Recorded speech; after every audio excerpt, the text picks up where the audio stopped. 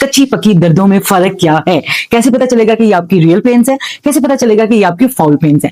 आपका last trimester चल रहा है, 9th मंथ का लास्ट चल रहा है, आपको अचानक से पेन स्टार्ट हो जाती है, आप समझती हैं लेबर का टाइम आ गया, आप फौरन हॉस्पिटल जाती हैं। जैसे ही हॉस्पिटल जाती हैं तो पता चलता है जी आपका अभी टाइम नहीं है, आप घर वापस जाएं।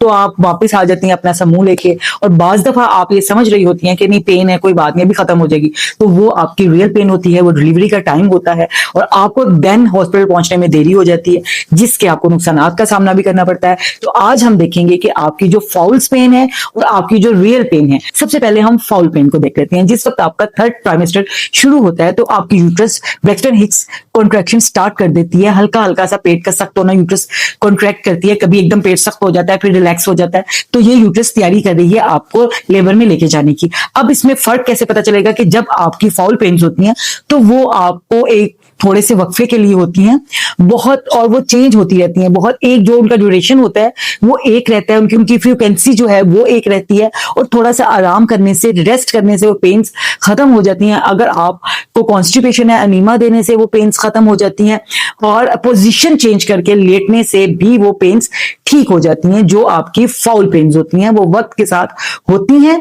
और उतनी ही रहती हैं, उनके दरमियान वक्फा भी उतना ही रहता है, और थोड़े से आराम से पोजीशन चेंज करने से, कॉन्स्टिपेशन खत्म करने से खत्म हो जाती है। ओस क्लोज रहती है, सर्विक्स डायलेट नहीं होता, आपको पेन जरूर आती है लेकिन आपका जो सर्विक्स है वो डायलेट बिल्कुल